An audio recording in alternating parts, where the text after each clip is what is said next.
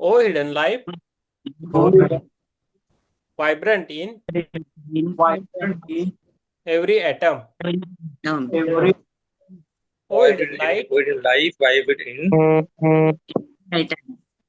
shining in shining in every creature. every creature. O hidden love, Who hidden love, embracing embracing all in oneness. in May all oneness. May all who feel themselves themselves as one with thee act one with thee. know they are No, therefore therefore, one with every other. one with yes, थोड़ा signal थोड़ा आगे पीछे होता है, कुछ problem नहीं, अब धीरे से। हे गुप्त जीवन जो हर परमाणु में ये गुप्त जीवन स्पंदित है।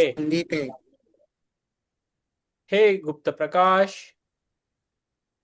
हे गुप्त प्रकाश जो हर जीव में जो हर जीव में चमक रहा है। जो हर चमक जीवन रहा में हे गुप्त प्रेम हे गुप्त जो ये सबको गुप्त जो एकत्व में एकत्व में समेटे हुए हैं। समेटे हुए हैं। जो भी स्वयं को जो भी स्वयं को तेरे साथ तेरे साथ एक रूप महसूस करे, एक रूप महसूस वे जान ले कि वे जान ले अन्य सभी के साथ अन्य सभी के साथ भी एक है। भी एक है। Yes, thank you. सभी को धन्यवाद, यूनिवर्स को धन्यवाद, आप सभी को धन्यवाद, थैंक यू। अभी है, अभी हम जब कर रहे हैं कुंडलिनी योग, ये किताब कर रहे हैं, स्वामी सत्यानंद सरस्वती जी ने लिखी है, अध्याय 11वां, पेज नंबर 83 तक आ गए हैं। ओके। अमित जी, आप कैमरे के सामने बैठे, आराम से बैठे, आंखें बंद करके भी बैठ सकते हो, लेकिन कैमरा ऑन रखिए, आपके लिए, आपके आपके ऊपर हमारी दृष्टि रहेगी, हम सबकी। ओके। हाँ, अध्याय 11वां है कुंडलिनी का अवहरण, page number 83। Yes sir, Chitra ji आपको पढ़ना है तो आप शुरुआत कीजिए, आज जितना होता है पढ़िए, नहीं तो मैं बात। हाँ हाँ, पेज नंबर 88 पर 83 83। ओके। मैं एक पैराग्राफ पढ़ के देता हूँ आपको, एक ही पैराग्राफ पढ़ के हाँ देता हूँ। जी, हाँ जी। अध्याय 11वां, कुंडलिनी का अवरोहन। कुंडलिनी के उर्ध्वगमन या आरोहण के विषय में तो लोग बहुत बातें करते हैं, परंतु उसके अवरोहण के विषय में कम ही लोग कहते हैं। जब कुंडलिनी का अवरोहण होता है तो इसका अर्थ है कि मनुष्य के मानसिक स्तर पर निम्न मन के स्थान पर उच्च मन का नियंत्रण हो जाता है और मनुष्य निम्न मन से प्रभावित नहीं हो सकता। तत्पश्चात चेतना के इस उच्च स्तर के द्वारा शरीर, मन एवं इंद्रियों पर शासन एवं हमारे जीवन, विचार एवं भावनाओं पर नियंत्रण होता है। शेष जीवन कुंडली के अधीन हो जाता है, यही अवरोध है। तो क्या होता है, मनुष्य निम्न मन से प्रभावित नहीं हो सकता। तत्पश्चात चेतना के इस उच्च स्तर के द्वारा शरीर, मन एवं इंद्रियों पर शासन एवं हमारे जीवन, विचार एवं भावनाओं पर नियंत्रण होता है। शेष जीवन कुंडलिनी के अधीन हो जाता है, यही अवरोहन है। तो ये जिसके लिए जागृति हो गई है उसके है। अभी अभी तो मैंने अभी तक जो देखा है वो कोयम्बतूर के जो जग्गी वासुदेव जी है, वो उनका ये, उनकी उनकी अच्छी है, मीन्स वो उन्होंने बताया कैसे उनकी कुंडलिनी जागृत हुई, कितने कौन चक्र है वो। हम डिटेल में मुझे भी पता नहीं, हम अभी हम तैयारी कर रहे हैं। ठीक है, तो इसमें बहुत कुछ है, कल हमने पढ़ा था। अभी इसके बाद चित्रा मैम पढ़ेगी। अब मैम जितना होता है पढ़िए, बाद में हम देखेंगे, ठीक है? आराम से पढ़े आप। सहस्रार में मिलन के पश्चात ही संपूर्ण प्रक्रिया, जो हमारा सहस्रार चक्र है ना, उसके मिलन के पश्चात ही संपूर्ण प्रक्रिया शुरू होती है।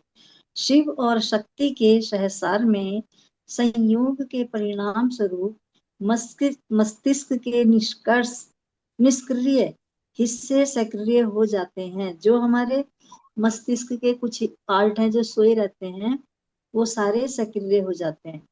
मस्तिष्क प्रकाशमान हो जाता है एवं व्यक्ति समाधि का अनुभव करता है।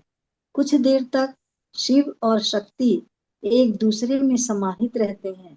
इस समय एक दूसरे की चेतना का ज्ञान पूर्णतः लुप्त रहता है। उस समय एक बिंदु का प्रादुर्भाव होता है। बिंदु का शाब्दिक अर्थ है एक बूंद, और यही बिंदु संपूर्ण ब्रह्मांड का मूल तत्व है। मनुष्य की बुद्धिमत्ता एवं सृष्टि की संरचना उसी बिंदु में निहित है। फिर भी वह बिंदु पुनः दो भागों में, शिव एवं शक्ति में परिवर्तित हो जाता है।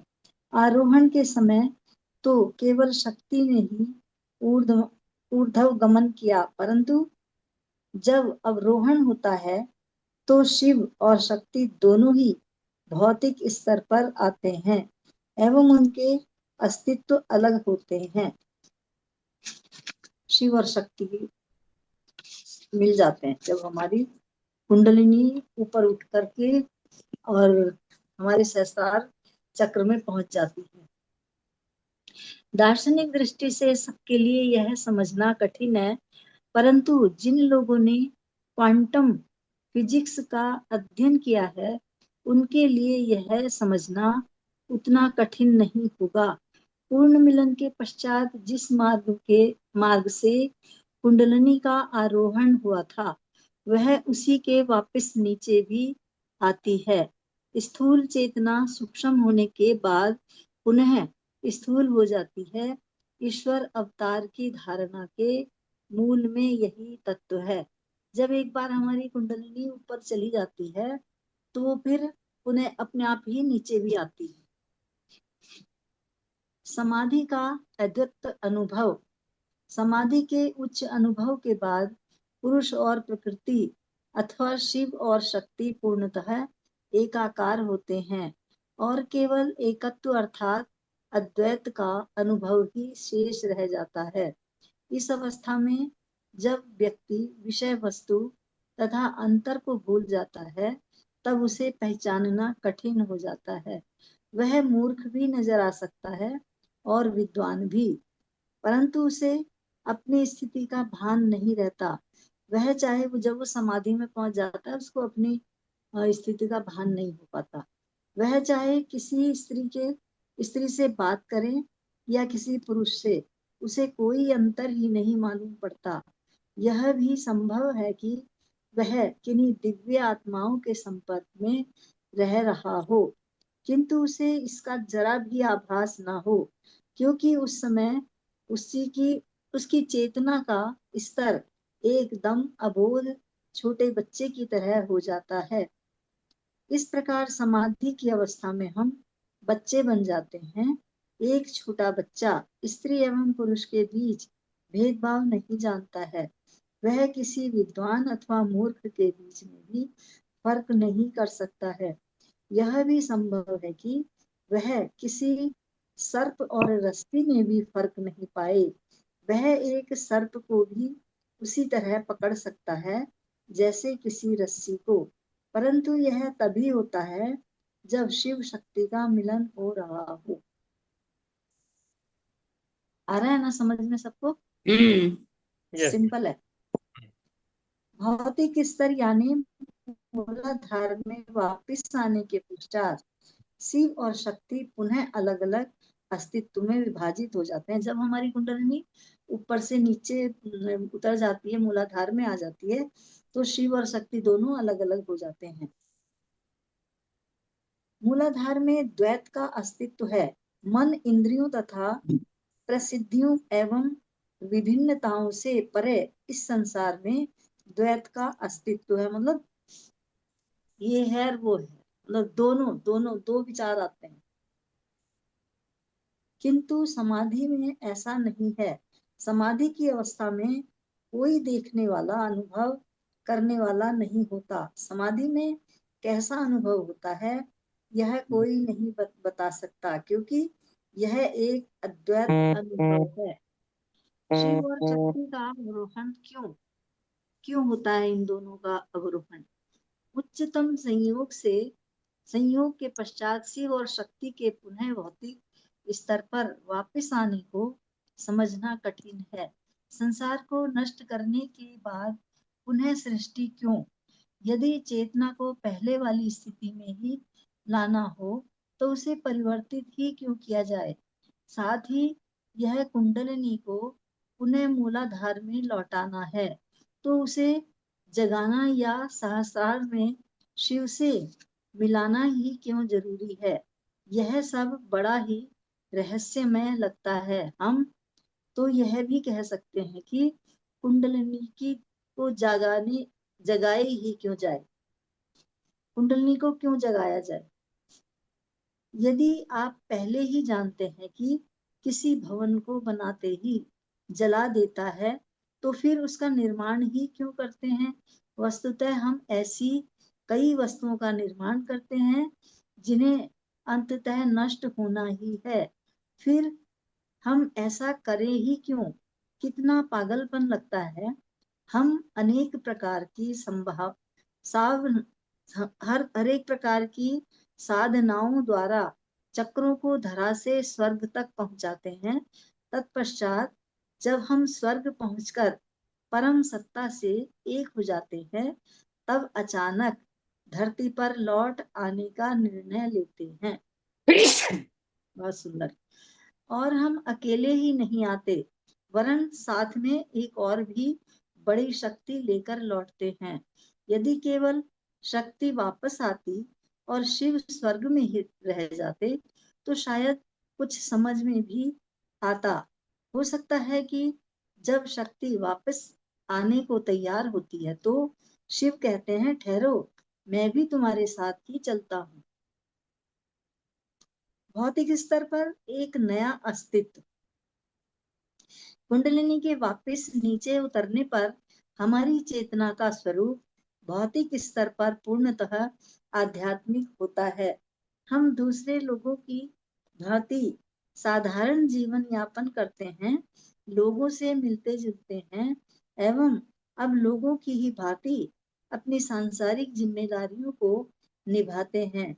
यह भी हो सकता है कि बाह्य रूप से हमारा जीवन पुनः इच्छा, वासना, तृष्णा, हार, आसक्ति एवं प्रेमोन्माद इत्यादि से भरा हो, परंतु यह सभी मात्र एक खेल की तरह चलता है जो वास्तविक नहीं होता।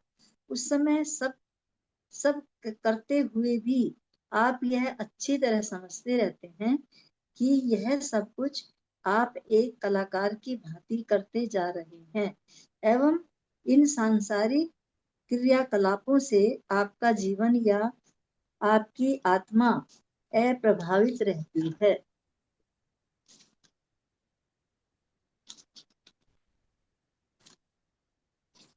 यस, इसी समय उच्च आध्यात्मिक चेतना का हमारे माध्यम से प्रकटीकरण होता है। इसी स्थिति में चमत्कार करने के लिए सोचना या विचारना नहीं होता, वे स्वतः ही होते रहते हैं। सिर्फ यह याद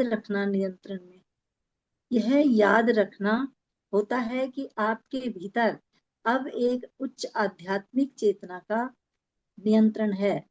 आपको यह याद अवश्य रखना है कि हमारे मस्तिष्क में जो भाग पहले निष्क्रिय थे अब उनसे भी हमारा सीधा संबंध है।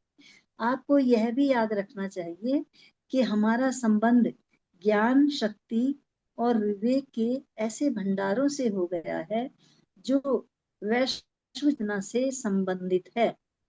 कुंडलिनी के अवरोहण के पूर्ण होने तक व्यक्ति समाज में बहुत ही साधारण जीवन व्यतीत करता है।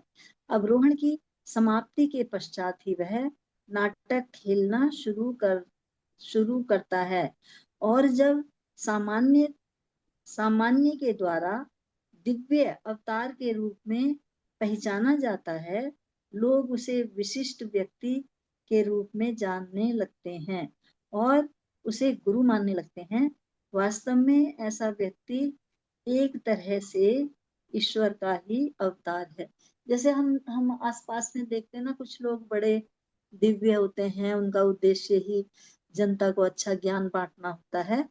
तो वो जब वो ऊपर से नीचे आते हैं धरती पर, भूमंडल पर, तो एक दिव्य शक्ति भी उनके साथ आती है, जो उनसे ये सब कुछ कराने के लिए उनको प्रेरणा करती है, उनके बुरे विचार भरने से बचाता है, और वो इस काम के लिए हमेशा प्रेरित रहते हैं। वास्तविकता से सामना। अवरोहण के पश्चात शिव और शक्ति द्वारा सजगता के भौतिक स्तर पर आने से अद्वैत का अस्तित्व पुनः प्रारंभ हो जाता है। यही कारण है कि आत्म साक्षात्कार प्राप्त व्यक्ति पीड़ा अथवा लोकाचारों को समझने में सक्षम होता है।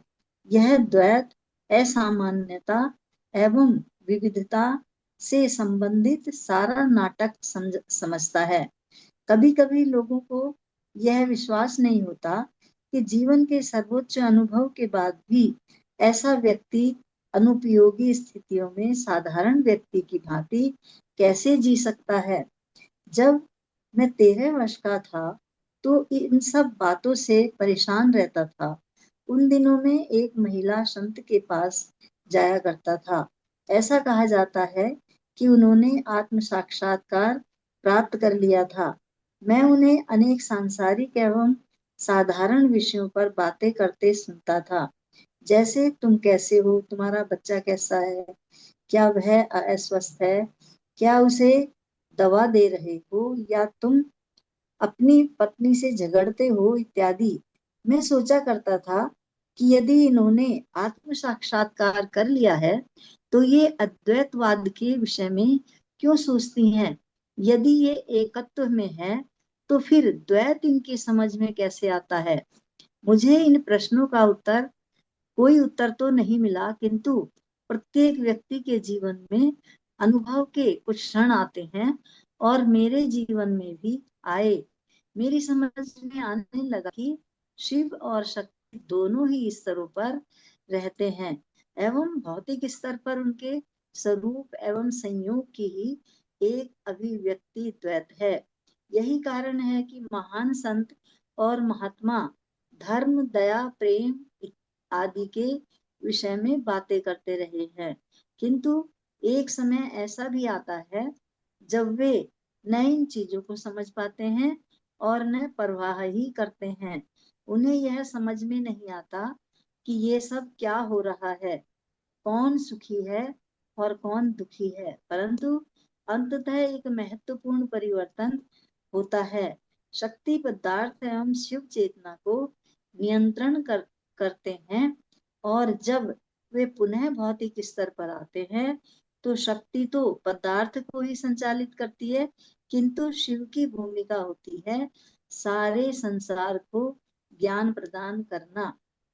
इसलिए यदि हम किसी आत्मज्ञान प्राप्त व्यक्ति को जीवन के प्रपंचों के विषय में बातें करते देखें तो हमें आश्चर्यचकित नहीं होना चाहिए। यस, आपको कुछ बोलना है मैडम, बोल सकते हो आप। कैसे लगा पाठ? हाँ, ये केवल ये जो लास्ट का पैराग्राफ है, हम्म। ये उन्होंने अपने विषय में लिखा है कि मैं ऐसे, जब मेरे को ये प्रश्न होते थे बहुत सारे दिमाग में कि क्या है शिव, क्या है शक्ति, क्या है ये, ऐसे कोई महान आत्माएं क्यों पैदा होती हैं, कोई बिल्कुल ही बुद्धू टाइप की आत्माएं पैदा होती हैं। तो फिर सरस्वती जी कहते हैं कि मैं एक ऐसी महिला के पास जाता था जो आत्म साक्षात किए हुए थी, और जब मेरी बात हुई तो मैं देखता था कि वो सांसारिक बातें भी करती थी। कोई लोग उनके पास आते थे, उनके हालचाल भी पूछती थी। तो मैं बहुत उसमें था सरसों पंच में कि ऐसा कैसे हो गया, अद्वैत में भी सोचते हैं और द्वैत में भी रहते हैं, तो ये कैसे है। तब उन्होंने सोचा कि शिव और शक्ति, जब उनको ज्ञान मिला, शिव और शक्ति दोनों ही पृथ्वी पर भी रहते हैं और आकाश में भी रहते हैं। आकाश मतलब यूनिवर्स में, और वो दोनों ही आते हैं। और जो वो क्या कहते हैं, शिव जो है वो भूमिका, शिव की भूमिका होती है वो संसार को ज्ञान प्रदान करना, और शक्ति को, पदार्थ को भी संचालित करती है। मतलब जो चलते फिरते हिलते डुलते हैं ना सभी, वो शक्ति से ही हो सकता है। अगर शक्ति नहीं होगी तो पेड़ भी नहीं हिलेगा, पत्ता भी नहीं हिलेगा। अगर हमारे अंदर शक्ति का वास नहीं होगा तो हम उंगली भी नहीं हिला सकते, कुछ भी काम नहीं कर सकते। लेकिन शिव का काम है कि संसार को ज्ञान प्रदान करना, लोगों को अच्छा ज्ञान देना। Very nice. यही है इसका मतलब तो।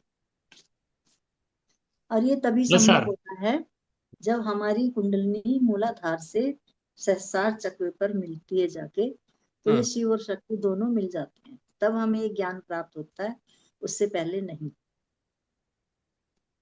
यस। Hello sir. हम बोलिए अमित जी। सर अभी मैडम बोले ना, हाँ वो ये जो शिव और शक्ति, ये हम जन्म लेने के बाद हमारा हमारा साथ में वो गार्डियन एंजल्स रहेगा बोलता है ना, वही है ना? और दूसरा देखो, हाँ, वही ये वही हाँ, शक्ति है, वही शिव है। नहीं नहीं, मैडम ये थोड़ा गार्डियंस और एंजल्स वो अलग रहते हैं हमारे साथ। ओके। ये शिव शक्ति जो बोल रहे हैं वो अलग है।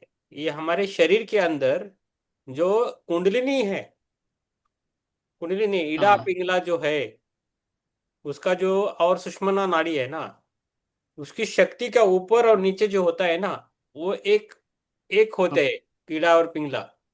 मुझे जो ध्यान ओके। में आ रहा है कि ये शिव शक्ति का मिलन होके ऊपर जाता है। सर्प का कभी आपने देखा है क्या जोड़ा, कैसा ऊपर ऊपर जाता है?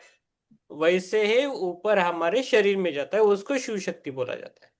तब ये अलग है और वो अलग है। आपके, ओके सर। ओके। हाँ, आपके साथ जो एंजल्स है वो रहते हैं। ठीक है। हाँ। यस। और किसी कुछ पूछना है? बहुत अच्छे। चित्रा जी, आपने बहुत अच्छा पढ़ा। हम आजकल एक ही पाठ कर रहे हैं और उसके बाद ध्यान में जा रहे हैं, तो आप अभी ध्यान से सुनिए। ज्योति मैम आप भी कैमरा ऑन कीजिए, विवेक जी भी ऑन कीजिए। मेरा अभी मैं पूछ रहा हूँ उसका, सभी को फटाफट जवाब देना है। आपके मन में अभी कौन सी इच्छा है उसके लिए आप ध्यान करें। आपको क्या चाहिए फटाफट बोलिए, मैं उसके बाद में बोलूंगा आज का। आपके मन में प्राइम इम्पोर्टेंट सबसे सबसे। हाँ। ज्यादातर तो एक ही चीज चाहिए कि उत्तम स्वास्थ्य हो। अगर हमारा स्वास्थ्य सही होगा हम तभी कुछ कर पाएंगे, ध्यान भी तब कर पाएंगे। यस। अगर स्वास्थ्य ठीक नहीं है तो ध्यान ध्यान सब एक तरफ। यस। Thank you ma'am. और और कौन बोल सकता है? Financial sir. Financial, Amit ji का financial. Finance finance. Finance, yes. और संदीप जी? थॉटलेस ध्यान हो और थोड़ा बहुत अनुभव आए ध्यान में। ओके। यस। और कौन बोलना है? सुप्रिया जी, राम प्रसाद जी, फटाफट बोलिए, आपको क्या चाहिए पहला फटाफट बोलिए। बाद में नहीं बोलना मुझे, मैंने नहीं पूछा। मुझे शांतता चाहिए और कुछ नहीं चाहिए। हाँ, आपको शांतता चाहिए, शांति नहीं चाहिए, आपको शांतता चाहिए। ओके। हाँ, ठीक है। हम्म। राम प्रसाद जी, ज्योति मैम और विवेक, आप कैमरा ऑन करके फटाफट बोलिए।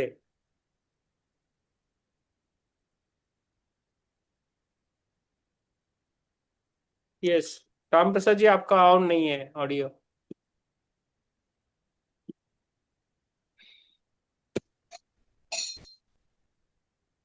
आपकी आवाज कट जाती है। हम्म अब ठीक हम्म। बोले सर। हम पूछ रहे हैं कि आपको अभी आजकल जो आप कर रहे हैं, आपकी क्या इच्छा है, सबको हमने पूछा है, आपकी इच्छा बताए सबसे पहले कर रहा क्या हूँ, इच्छा? हाँ। बस स्वयं को जानने की इच्छा है सर। ओके। यस, ज्योति मैम, विवेक, फटाफट बोलिए, कैमरा ऑन कीजिए।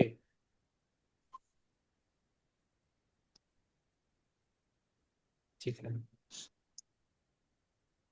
ठीक है, मैं रिकॉर्डिंग बंद करता हूँ। अपने आप को करना है। 5 4 3 2 1। और धीरे धीरे हमें बाहर आना। आप सभी को मेरा धन्यवाद। Thank you so much. आप सभी को मेरा धन्यवाद।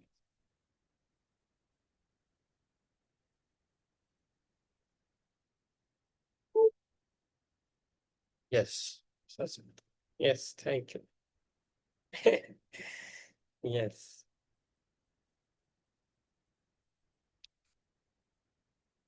यस, बोलिए।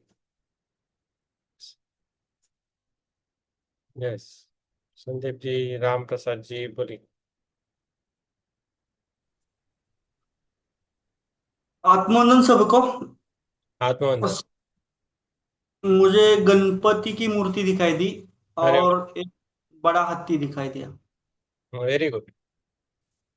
गणपति, गणपति जो रहता है वो मूलाधार चक्र में है, उसका स्थान गणपति जी का। ठीक है, तो हमेशा याद रखना है। और हाथी। हाथी, हाथी मीन संपत्त, सुख संपदा। अच्छा है। धन्यवाद सर, धन्यवाद। Yes, thank you.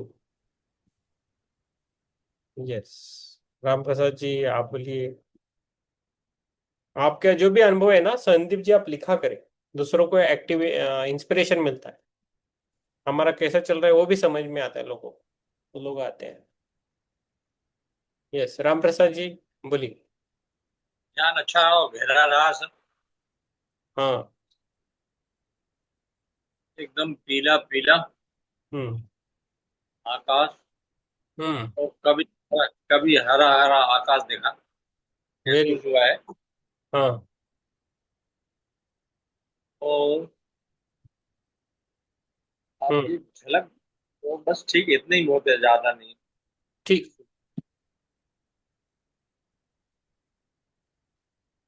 Yes, thank you. Thank you Amit ji. आपको कैसा लगा? या अनम्यूट करके बोलिए। सर मैं 5 मिनट के बाद हम वो आरती दिखाई देना कर्पूर का। आर, आरती आरती। हाँ, हाँ। वो वो फायर निकल गया आरती से। हम्म। और फिर 10 मिनट के बाद वो शिवलिंग देखा। उसके ऊपर से वो जास्मिन का फ्लावर निकलता था हाँ। ऊपर से। हम्म। वो दो। Very good. क्या मीनिंग सर? मीनिंग आपको पहले अच्छा है, अभी शुरुआत हो गई है। आप ध्यान अच्छा करें, सबके साथ एक एनर्जी बनती है। अभी शुरुआत हो गई है, इतना ही हम बोलेंगे आपको। इमिडिएटली एक दिन भी नहीं मिलता है, लैटरी जैसा नहीं है, थोड़ा एक करना पड़ेगा। ध्यान कीजिए साथ में, तो इस सभी की एनर्जी इकट्ठा होके आपको फायदा होगा उसका, हो ना। यस। हमें हमें वो वाइट एनर्जी दिख रही थी इल्डा पिंगला की, और वो दो सर्प जैसा ऊपर ऊपर जा रहे थे, ऐसा देखा हमने अंदर, वाइट वाइट लाइट्स। हाँ हाँ हाँ। और हमें एक एक चाइल्ड भी दिखा, वो निकल गया, एक चाइल्ड छोटा बच्चा भी दिखा, ऐसा काजल लगाया था, एक 5 to 6 मंथ का। आपका एक्सपीरियंस बोल रहे हैं मेरा हमारा। नहीं, मेरा बोल रहा हूँ, आपका नहीं। आप अच्छा अच्छा ओके। आपका कर्पूर दिख अच्छा है। आपका कर्पूर मीन्स निगेटिविटी कम हो रहा है आपका। हाँ हाँ हाँ, वो बर्न हो रहा था। हाँ। यस, सुप्रिया जी, बोलिए। मुझे तो काली माता सामने ही थी मेरी। अरे वाह, वही वही अवतार पहले का। यस, बढ़िया है। आप सभी आपके अनुभव ना ग्रुप में लिखे। कैसा अमित जी, उसका आप फेस कट कैसा? वो जी। अवतार में गुस्से से था ऐसा नहीं है, हाँ, शांत है। हाँ। यस, शांत है। हम्म। हमारे इधर शांत है, ऐसा गुस्सा नहीं आता। शांत हम्म। नहीं, शांत है। जिस लैंग्वेज में आपको अच्छा आता है उसमें लिखिए। हिंदी में लिखो, इंग्लिश में लिखो, चलेगा। हम्म, लिखो, लिखना इम्पोर्टेंट है तो लोगों को समझ में आए। यस, हाँ, यस, हम प्रार्थना करेंगे अभी और कल फिर हाथ जोड़िए। ओम सर्वे सुखिनः सन्तु, सर्वे सन्तु निरामया, सर्वे भद्राणि पश्यन्तु, मा कश्चित् दुःख भाग भवेत्। ओम शांति शांति शांति। यस, आप सभी को धन्यवाद। शुभ रात्रि। हम कल मिलेंगे। Thank you. शुभ रात्रि। यस, सबको शुभ रात्रि। शुभ रात्रि, कल मिलेंगे।